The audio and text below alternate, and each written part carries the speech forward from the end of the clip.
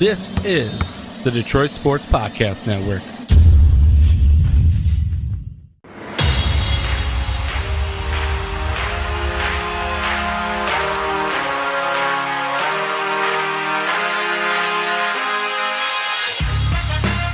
So the Lions brought in a familiar face this week to fill a vacancy.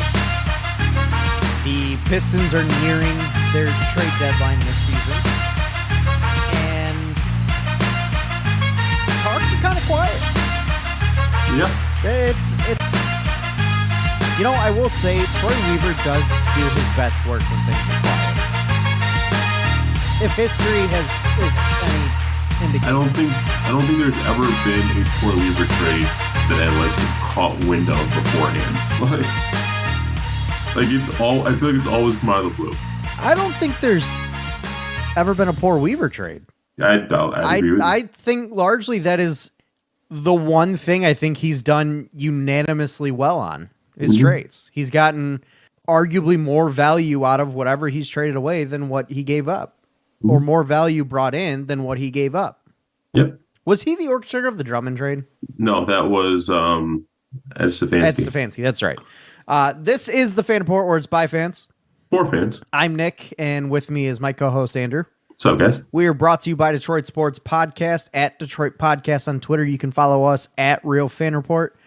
This is episode number 191. We are going to be talking a little bit about the Lions coaching signings this week. We are not going to be talking about the Pro Bowl, even though Amon-Ra St. Brown did win best catch or whatever it was, the catching contest. Even though Jared Goff did throw a touchdown to TJ Hawkinson. It was a hell of a throw. But Goff wasn't that great in the Pro Bowl anyway, so who cares? And then we're also going to be doing some speculation with the Pistons deadline. Obviously, we don't have anything concrete at time of this recording. We will have all of the finalized news by the time this drops. So, but we can expectation set so you can kind of get an idea of what our reaction would be. I also have a couple of stats to give you on on one of the coaching signings for the Lions. And with the news of the Kyrie Irving trade to the Mavericks, I discovered something that there is a way that trade can affect the Pistons, and not in a good way. So I'm going to give you guys that probably a little bit later, because I feel like I want to start with the Lions this week. Lions signed cornerback coach Dre Bly. He last coached the University of North Carolina Tar Heels last season, I believe. Familiar face in this town. When the news dropped, you and I both were pretty excited about it. Dre Bly's back. Dre Bly, baby. Everybody who is that's like the quintessential Lions corner that I grew up watching. Yes, everybody who is a millennial Lions fan knows who Dre Bly is. He was a fan favorite. People loved him here. He made 2 Pro Bowls here. Only here for 4 years, but he was effective in the 4 years that he was here. Not on some good Lions teams, obviously.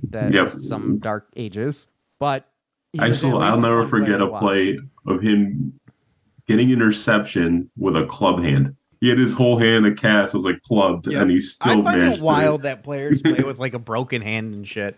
Right? Like certain positions, it makes sense, but cornerback, I think, is pushing it to where it no longer makes sense. Linebacker, okay, I kind of get it. Defensive line, yeah, that's fine. O-line, sure. Wide receiver, 0 cents. No. No. I mean, at least cornerback, if you're just going for a, punching the ball away, fine. But you got to make a catch at some point, right? But anyways, a lot of Lions fans are going to be pretty excited and happy with this signing. You're telling me I shouldn't be? Less optimistic. And it's because I'm just happy the name Jared Bly again.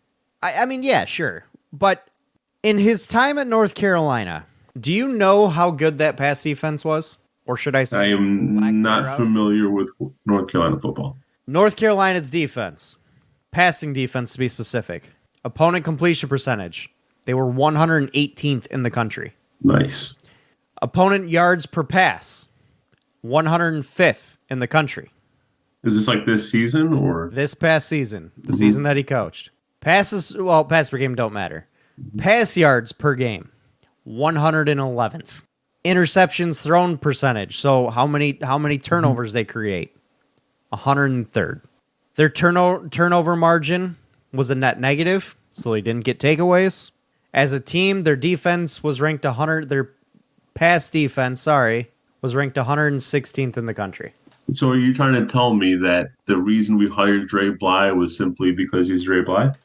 I don't know if, there's something there that we just can't see based on the statistics. That I can understand. Maybe the DC was complete garbage and couldn't scheme for shit. That's fine, but you got to have your pass defense be something better than 116th if you're a good secondary coach. Especially because you're probably not going against the best quarterbacks. Just in saying. The ACC, probably not. Yeah. I just, looking at the stats, I don't see much in Dre Bly's coaching history that says, oh, this is a big-time up-and-comer. I don't. And now I'm not going to sit here and say I watched North Carolina football because I would probably rather watch my local Pee Wee football team. So I can't really tell you that the team just didn't have the talent. I'm assuming they didn't. But there's something to be said about coaching up your talent. And this team in particular, the Lions, are razor thin in the secondary and especially at cornerback. So there's going to have to be a lot of coaching up done. Now, that doesn't mean that they're not going to bring anybody in. But looking at the roster right here, right now, they're not deep at corner, and they don't have any top-tier talent there. So he's going to have to coach these guys up. And he didn't do it at North Carolina in the ACC. So I'm just trying to figure out what it was that made the Lions say that he can do it in the NFL. I loved Dre Bly as a player, and I seriously want to see him succeed as a coach, especially for the Lions. I just don't see where it's going to succeed. Not based on the stats by any means. And again, I'm not a fan of the North Carolina Tar Heels football team. I probably have watched maybe 2 games in the last 2 years of North Carolina football. Yeah, I can't debate you on this because I wasn't in the interview room. My only guess is, and just looking at what Dan Campbell, Brad Holmes' past hires have been, it does look like they favor former players. And maybe that's no secret. Yeah, and my guess could either he nailed the interview, they think his productivity when he wasn't playing on the field can still translate to proper coaching of NFL players rather than college players. There's got to be something. There's got to be. No doubt. I would hope Dan Campbell isn't in the business of hiring people for their name alone. I'm just trying to figure out what it is because looking at the numbers, it ain't that. So what is the reason that Dan How many Campbell, years did he say he coached at UNC? At UNC, he coached. Hang on, I just closed out his. What I'm trying to get at is were they that bad every year, or was it just his? I did not go back that far. He coached 2019 to 2022, so 3 seasons at UNC. I don't recall UNC having a dominant defense in any of those years, but I could be wrong. Again, I do not pay attention to UNC football. That is my disclaimer. Put an asterisk next to what I'm saying. How can you not watch UNC football? Because they're garbage. And most of ACC football is as well. Oh, but I don't know. He went to North Carolina, which I find interesting. Mm-hmm. So he's now coached at 2 places he used to play at. Yep. Hopefully this is a little different than UNC, though. Yeah, at least last season. Again, I can't tell you exactly what their defensive stats were the years prior, but I can tell you last year was not pretty for UNC UNC defense, especially their pass defense. Aaron Glenn is still garnering interest. Aaron Glenn is getting a 3rd interview with the Texans or a 2nd interview with the Texans? I think 2nd. I haven't heard of any third. I think the Colts are the only ones that said they might go a 3rd. That's right. The Colts went for 3rd interviews, but he is getting a 2nd interview with the Texans. I don't even know if they've done their 2nd round yet, though, with the Colts. I don't even know if they've conducted that. I'm not sure. So there is still a chance we could lose Aaron Glenn. That would just be a punch in the gut at this point, right? Yeah. We are. I almost feel like we've moved past that kind of fear of losing big, our coordinators to another team. And then for somebody to sneak up and just take Aaron Glenn away, the guy we thought was less likely to get a job somewhere. That would just be like somebody runs up and just sucker punches you in the gut. Yeah. For no reason. And it's funny because halfway through the season, we were talking about Aaron Glenn potentially being on his way out. And then he had such a drastic turnaround in the second half of the year that now we're talking about we'll be upset if we lose him. Right. Well, I mean, stats show they were top 10. They were top 10 defense the last 8 weeks of the season. They were a good defense late.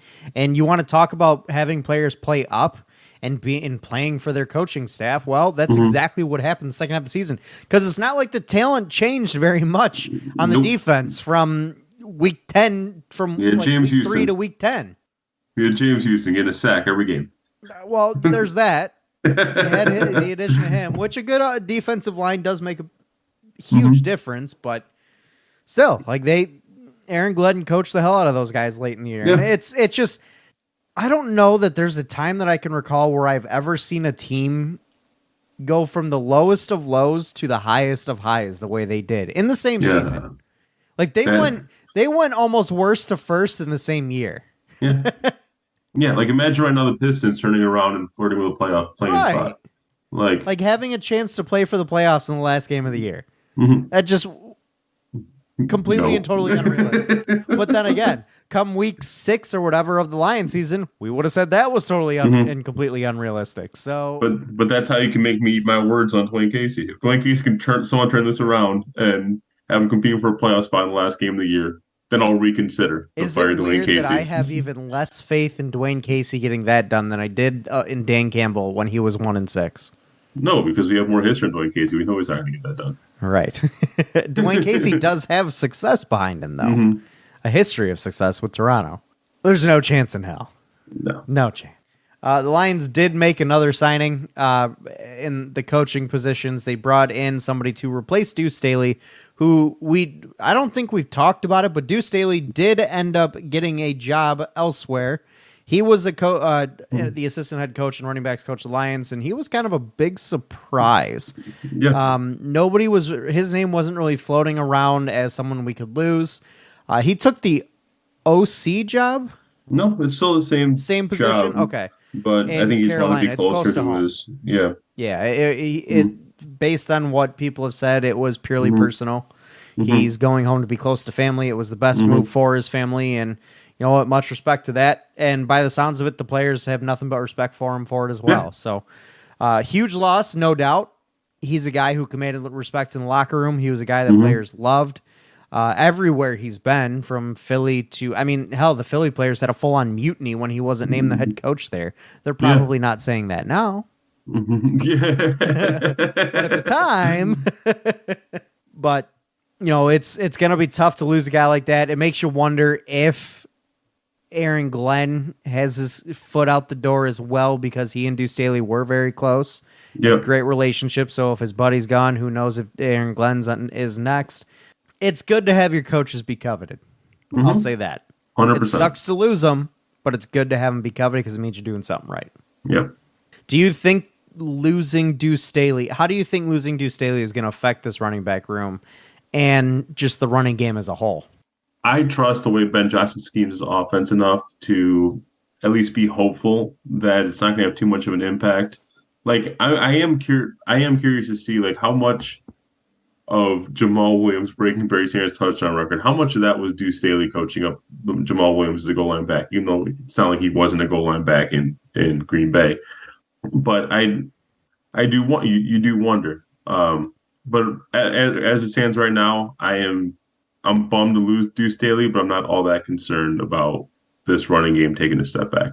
I'm a little bit concerned because Deuce Staley was a guy who really connected to his players.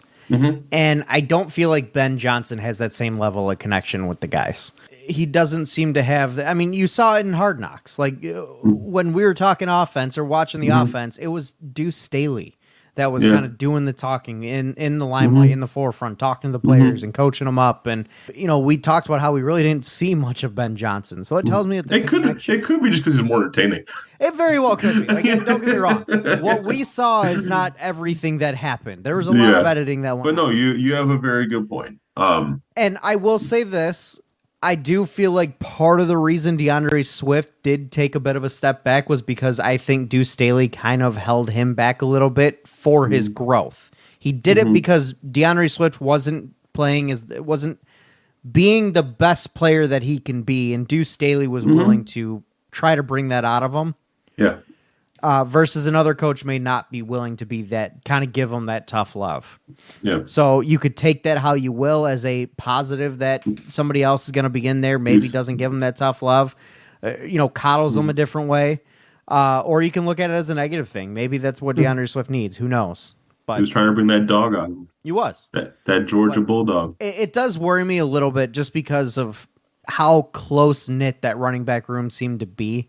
And it started with Deuce Staley. So it does worry me in that regard that players really respected this man. When you lose a voice like that in your locker room, it's never a good thing.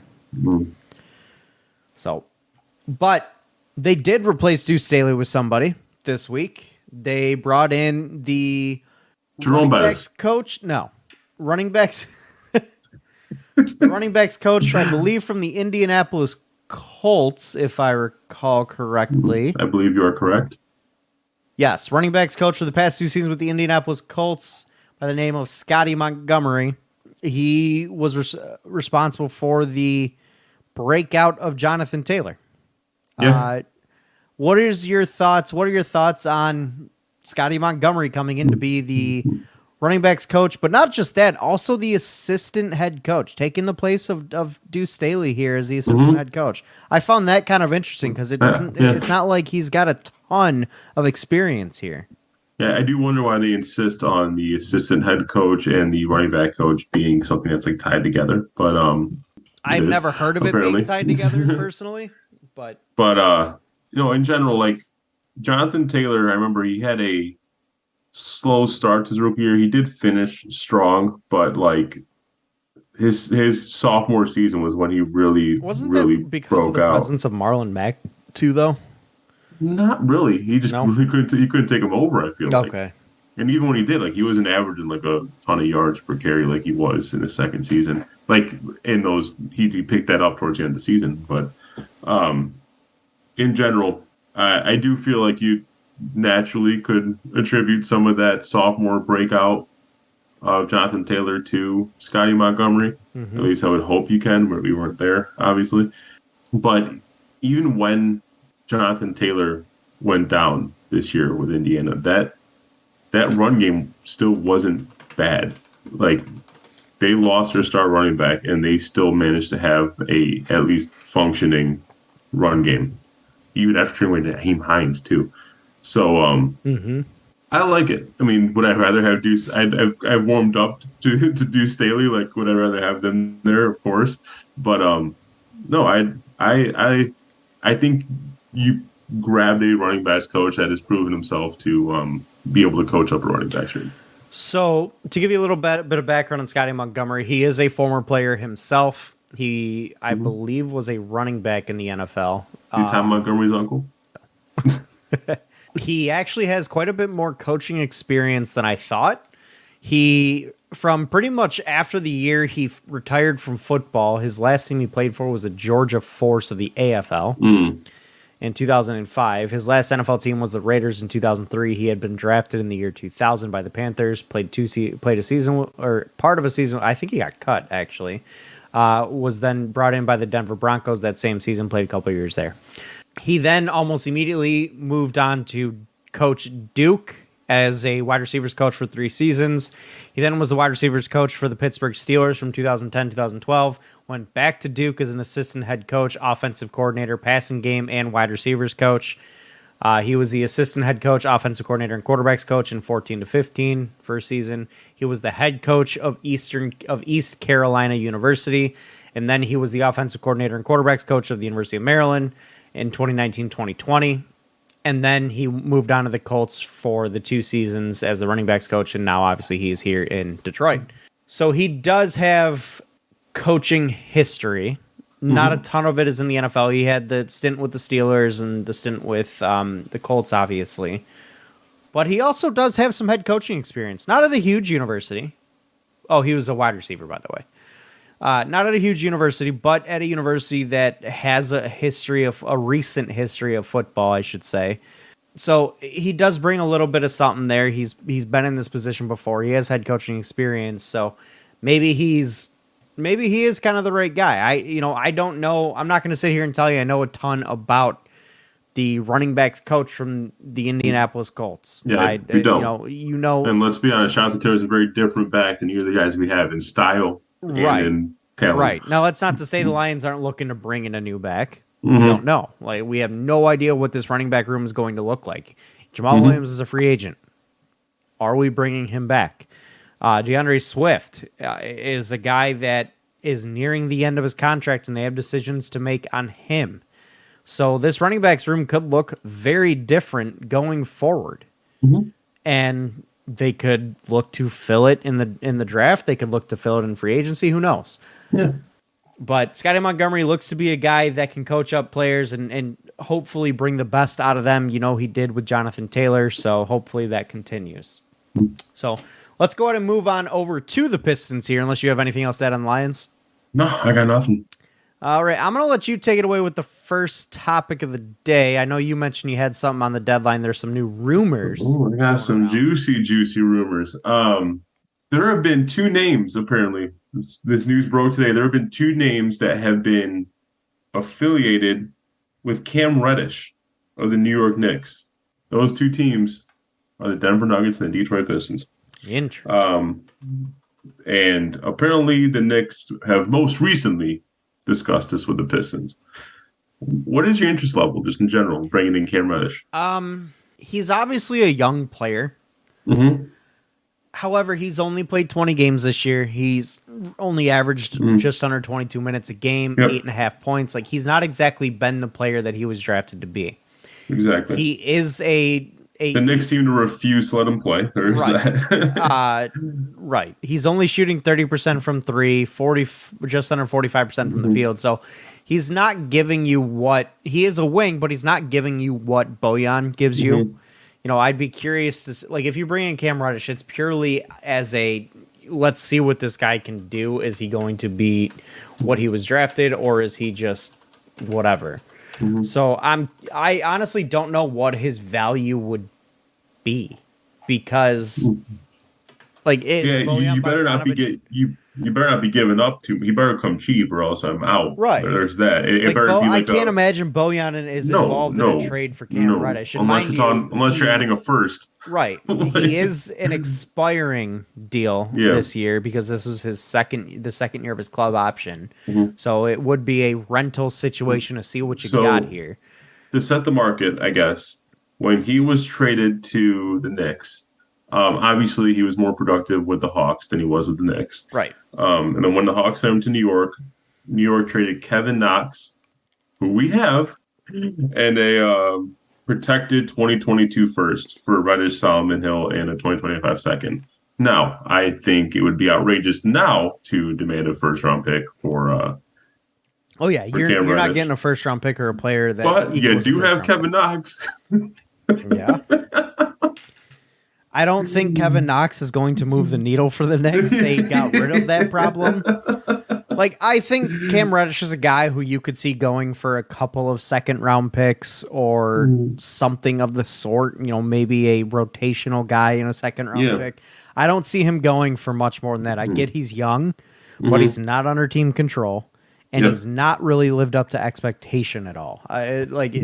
Yes, he was better under the Hawks, but I mean, his best season, he averaged 11.9 points per game. Yeah. that's great. Or sorry, 11.2. His best full season. Plus, it's not like the Knicks are operating from a position of leverage. They barely play the guy. So it's not like they can sit here and say, oh, you're probably not good people. You don't have any urgency to trade him. You're not using them. So you're not fooling anybody. Would you be willing to see Alec Burks in a trade for Cam Reddish? I'd rather have Alec Burks.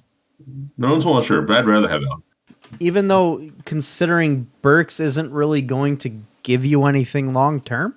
Yeah, I want to still have adults in the room. That is true. He is an adult in the room. He is a lot more expensive. He's double the price of Cam Reddish. He has a club option for next year at $10.5 million, and then he's a UFA. So Alec Burks probably isn't on this roster beyond this or next year at the latest. But he can make watching his team just that much more tolerable until that happens.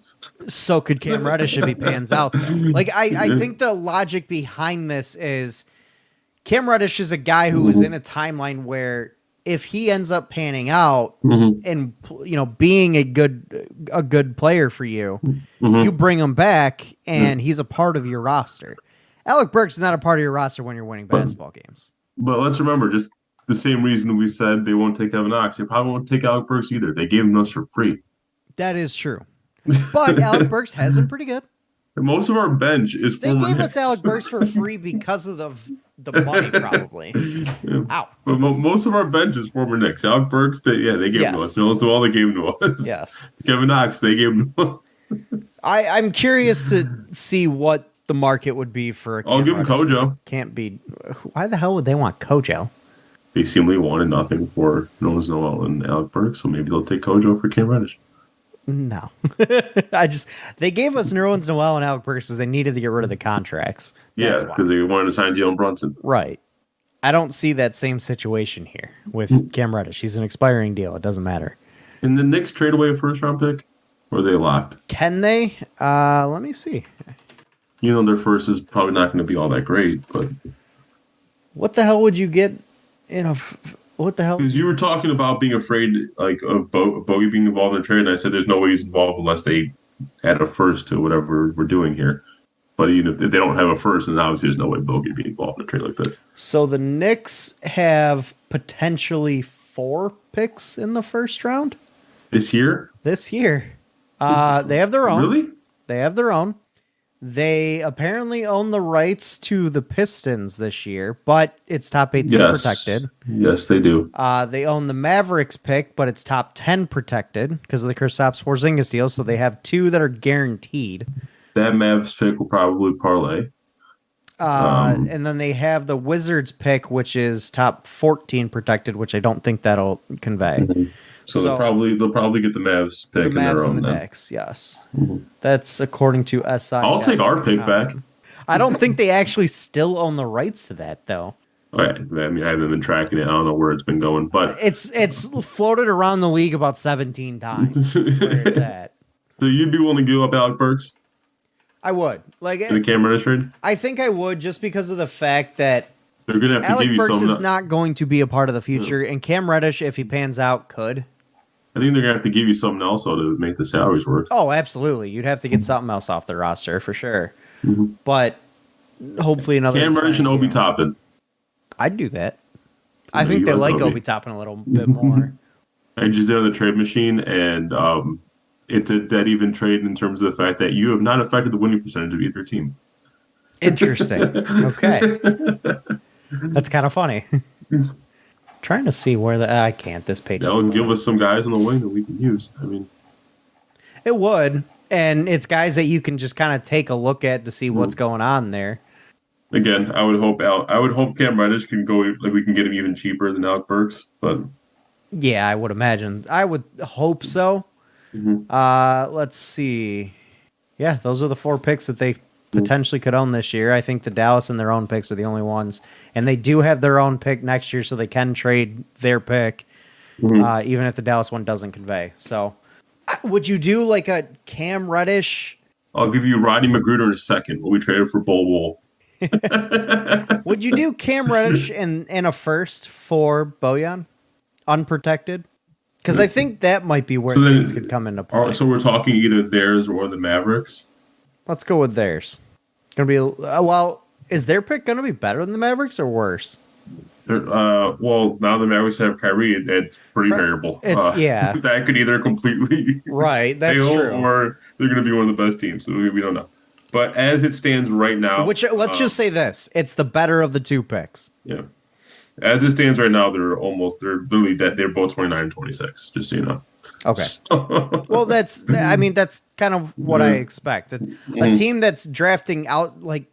A team that's drafting 19 or higher is not going after Bojan Bogdanovic. A team that's drafting in the 20s is going after Bojan Bogdanovic. No, they would both be drafting right around there. It's like right around like 19. Oh, okay. Well, then Since their record is 29 and 26. They each have the same record at 29 and 26. I got you. Well, so drafting potentially inside the top 20. Would you do it? That's probably the best pick you're going to get for Bojan. And Cam Reddish is an interesting player to take a chance on. So, yeah, I would do it. I probably would too. I won't lie. I probably would too. You're getting a young potential asset and an unprotected first. That's probably the best offer you'll get for Bogdanovic. No, I don't want to lose him, But Me neither. the guy's never going to have more value than he does right now. Ever. He's playing the best ball of his life. And you know who probably would want him? The Knicks. Yeah, absolutely. I think he fits pretty nicely. Right I do too. I absolutely do too. Anything else to add on that? Any other rumors? That'd be an interesting lineup. Would it be Jalen Brunson? Who is there? Sorry. Oh, yeah, RJ Barrett. Then you slot in Bogey at the 3, followed by Randall and Robinson. That'd be an interesting lineup. Yeah, because they do need a 3. Yes, they do. Anything else to add on that portion? Any other rumors? Any other deadline talk? Like, let's kind of lay it out on the table here with Bojan Bogdanovic, because he obviously is the one piece that Pistons fans and everybody's been talking about potentially being on the move. And there's really been no conversations that are concrete that we've heard of, which is what tells me that Troy Weaver's going to trade this guy. Because when he's quiet is when I have to worry. I want you to call your shot, since this is going to release after the deadline. But do you think Bogey is still on this team come Thursday? I do. I do, because I feel like the Pistons feel that he is a leader on this basketball team and feel that he is going to be a part of this team when they're trying to win, which I still think the Pistons believe they can start winning next year. Yeah. And Bogey's going to be a part of that. So I think he'll still be on the roster. As for Alec Burks and Nerlens Noel, no, I think they'll both be gone. I agree. I think Bogey would still be here. I wouldn't be shocked to see a Bogey trade, but I would wager that Bogey is still here. I would as well. Now, if offered unprotected first round pick that lands somewhere in the realm of 17 to 25, do you accept it? You said just straight up and unprotected first that lands somewhere 17 to 25 for Bogey straight up? That likely lands in that range. Obviously, can't really say that, but that likely lands. And you got to make the contracts work and whatever, but you're not taking any bad contracts on. The marquee piece in the trade is that draft pick. Yeah, I would do it. I'd do it too.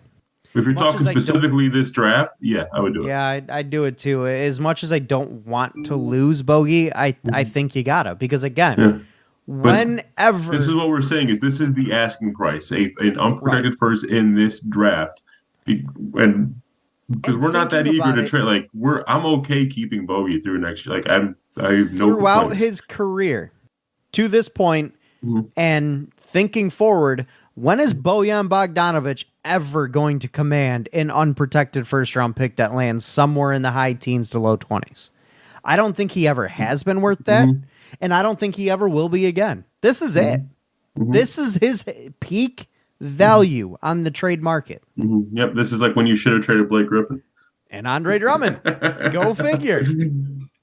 Speaking of guys that you saw peak value with here, James Edwards released an article a few days ago, talking about the Pistons, saying this is what he's hearing, and he finished off a little section saying, "Here are some final thoughts / nuggets about Detroit heading into Thursday."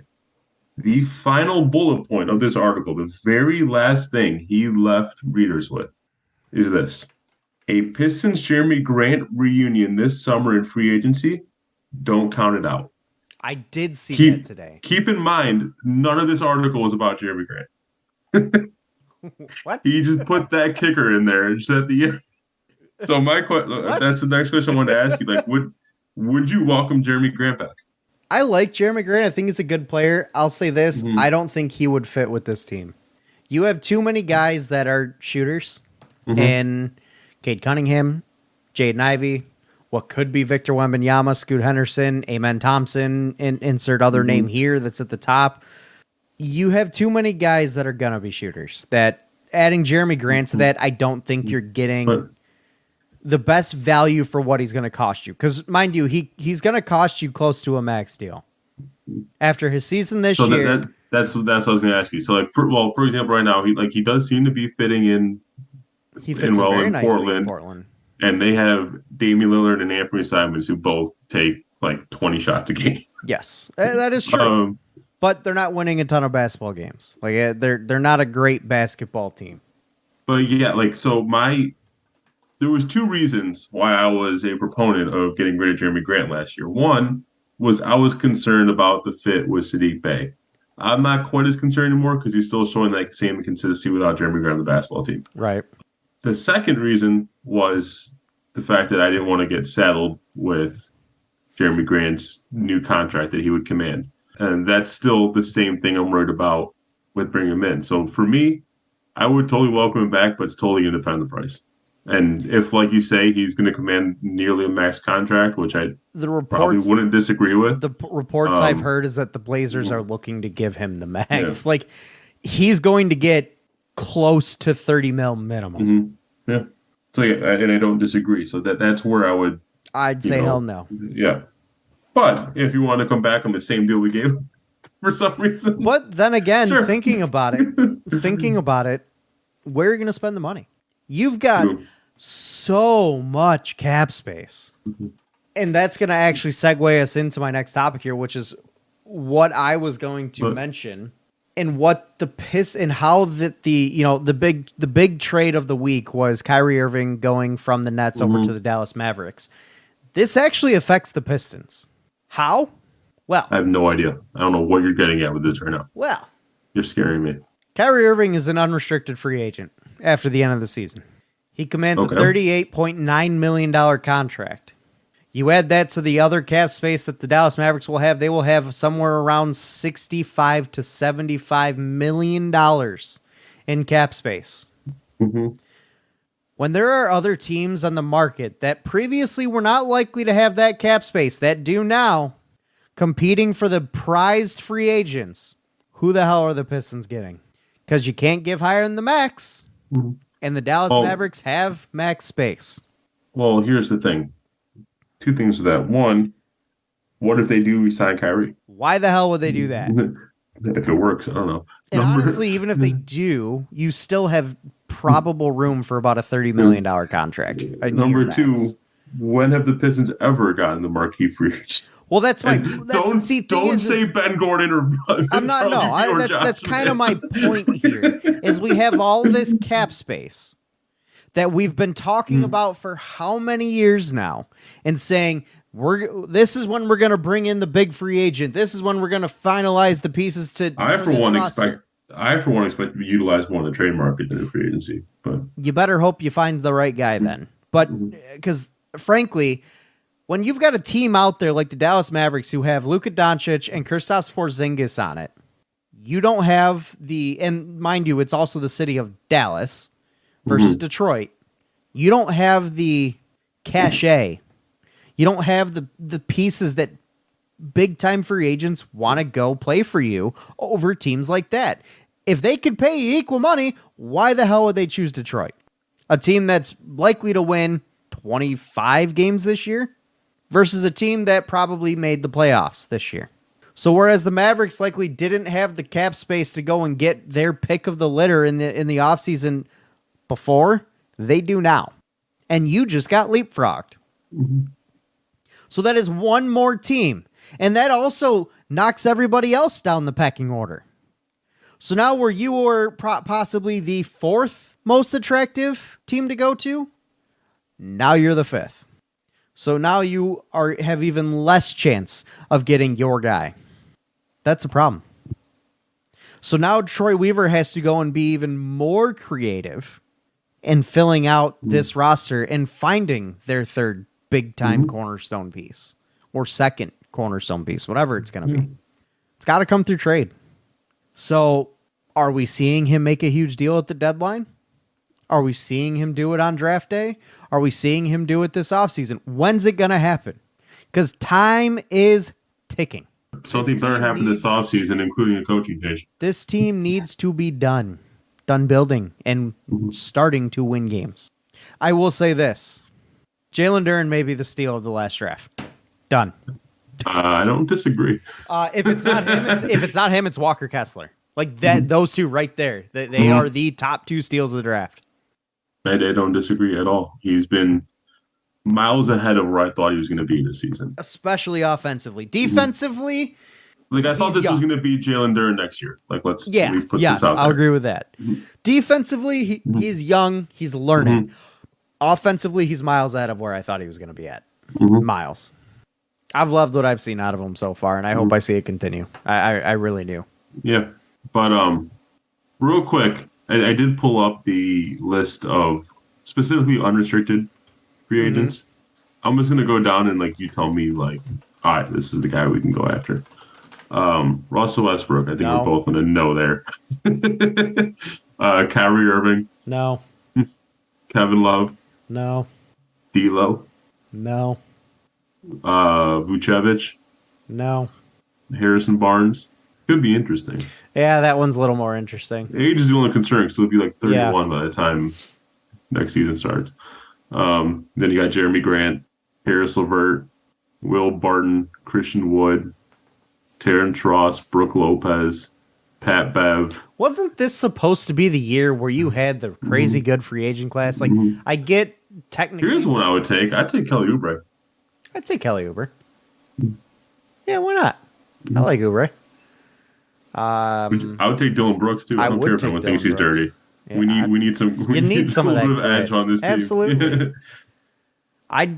Jay Crowder's someone I don't hate. You want to talk an adult in the room that can lead a basketball team? He's one. Is he going to be a huge contributor? No, but he can play defense. That pretty much ends it. How's Justice Winslow doing? I haven't heard his name in a while. He's an unrestricted free agent. He's still in the NBA. I'm shocked. Shocking. Ishmael Smith. There we go. Good old Ish Smith. I've never seen his name actually typed out as Ishmael. Yeah, this is kind of the reason why I was saying like I would expect most like the big splashes that Troy Weaver makes be in the trade market in terms of the now looking salary at that, cap, salary room that we have. Looking at that, who are the names? Who wants out of their situation? That's a great question. I think we'll probably find more out as we go into the offseason. Like also the problem is we can't trade our first round pick until like 2028. This is why I say I would like to get the Knicks that pick back from the Knicks so that it just opens it up for us a little more. Yeah, we can't trade that pick for a while. Yeah. So that's also a big problem with trying to go after.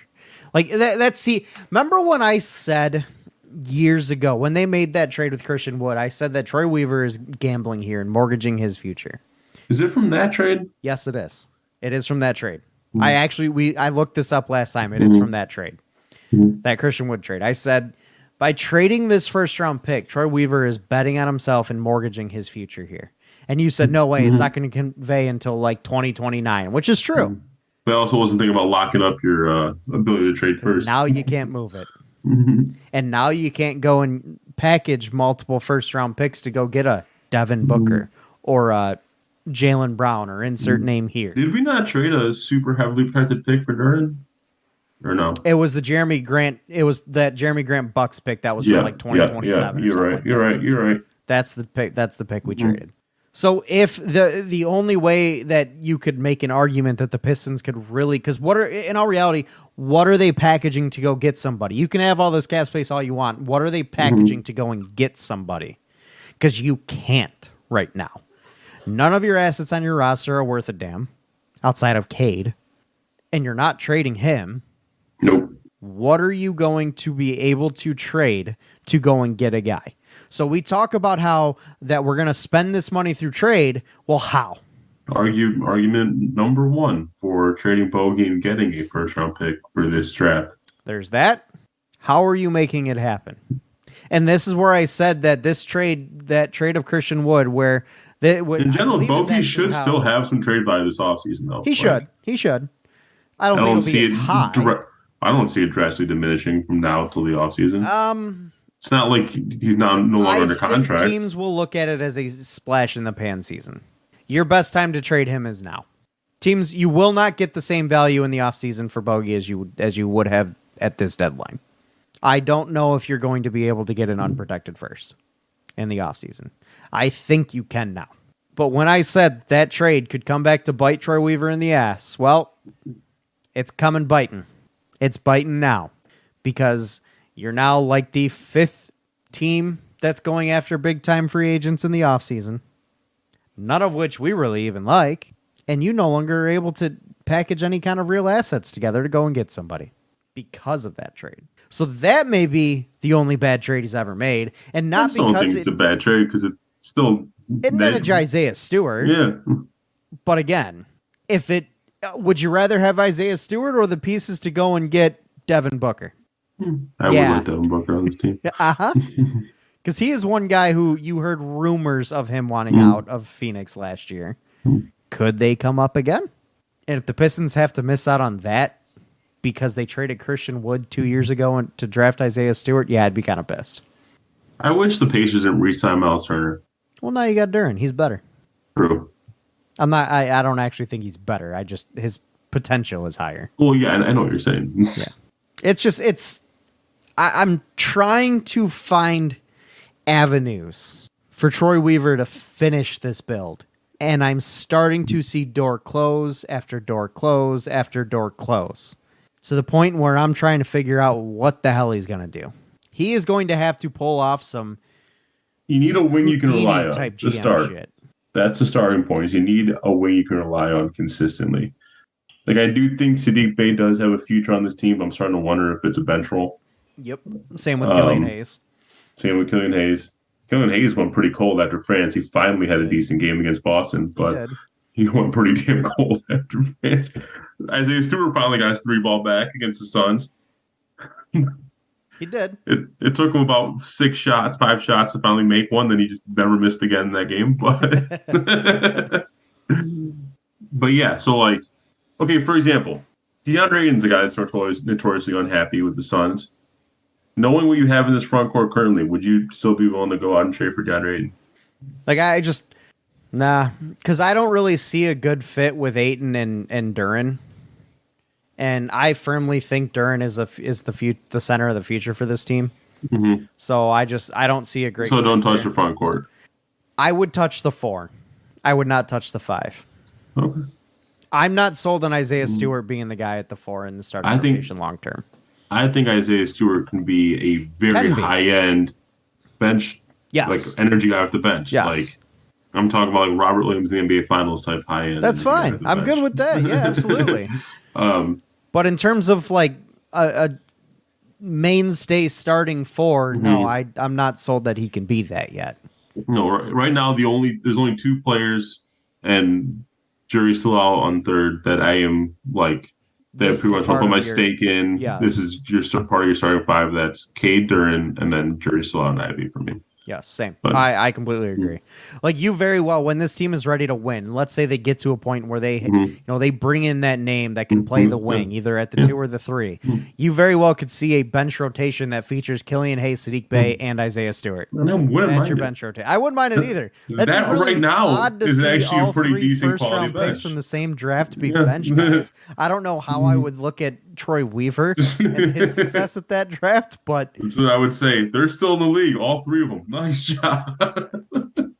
I mean, come on, look at our past first. Come on, look at our history. Okay, but jumping over a bar that is below ground is not a triumph, my friend. I can't jump over the speed bump. No, the bar. I don't even think the bar is set that high for Pistons draft history. You know, when you're talking like low. When you're talking like Henry Ellenson, yeah, it's not set for. Exactly. Henry Ellenson and Sekou Doumbouya. Doumbouya is about to go back to France. Stanley Johnson. Yeah. Who actually, at least he's still in the league. Stanley Johnson's not been bad lately. Really? He's not. Yeah. Go look at some of his recent splits. He's actually not terrible. He's shooting pretty decently. Like, I think like 42%. Did you see Sekou in the G League? I did. My God. He's about to go back to France. He was lost all his confidence. Yes. He's done. Is there a problem with French people and confidence? Then you better worry about Victor Wembanyama. Oh, yeah. Jesus Christ. So I'm not going to sit here and say that Stanley Johnson's been great. He's averaging just under 6 points a game, 3 rebounds, and 2.5 assists. However, that's only in 15 minutes. Here's an interesting stats for you. He's shooting 45.9% from 3. What? Uh-huh. On how many attempts a game? 1.5. But he's only playing 15 minutes. Uh-huh. Since when? The dude couldn't shoot to save his life. Uh-huh. This is going to be exactly what happens to Killian Hayes when we get rid of him. He's shooting 54.7% from the field. We're gonna like when that day comes where we like if we trade Sadiq or Isaiah Stewart or Killian Hayes, they're going to go out there and they're going to be like the best versions of themselves outside of this. Compare that to his years in Detroit. He never shot above 30.7% from three. Yeah. And he's shooting 46. And mind you, this is the... Okay, so it's lower volume than he's taken for the most part of his career, but still. I found that pretty funny. All right, let's expectation set and let's get out of here. What are you expecting to happen this deadline? Like what? Bogey stays, Burks and Noel get traded. What do I want? Are you expecting both Burks and Noel? Like that's what you want, or are you expecting? I expect that. Okay. What I want is, honestly, I would like to see Bogey traded for an unprotected first. That'd be nice. I would like the flexibility to be able to make trades in the offseason. Yeah. So something I didn't realize about Devin Booker, he cannot be traded until July 6th. Nice. Which that would be when we'd go after him anyways. I'm actually going to change. I mean, I a couple months ago, I would have told you there's definitely going to be at least one trade this deadline. But I think now that Marvin Bagley's hurt long term, even though Noel doesn't play, he was my most likely guy to get traded. His name was Noel.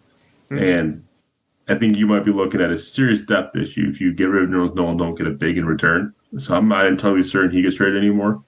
Fair. They don't even play the guy, though. I've heard, that's what I'm saying, like, they don't even play him, but then you're still looking, like, if suddenly something happens to Stu return, you got no bigs left. Somebody give Luigi Datome a call. What's he doing? He was a 3. I know. Maybe Walter Herman, how about that? There you go, Walter Herman. Different white guy. And I've heard rumors that they might be interested in extending Alec Burks. So that tells me the price might be a little higher than what teams might be willing to pay for Burks. I get the rationale behind it, but why? He's 32. Like, I mean, I wouldn't want it to be more than a 2-year extension. Like, I understand that, but why? Like, I feel like Alec Burks has been a player that we've had on our roster every single year for the last decade. A veteran who can score the basketball. All right, insert Langston Galloway, insert Wayne Ellington, insert, like, we've had this guy every single year.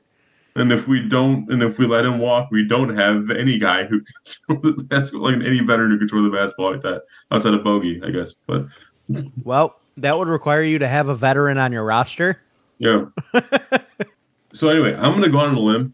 I'm going to say nothing happens. Oh my God. I'll be honest with you, I'd be kind of pissed.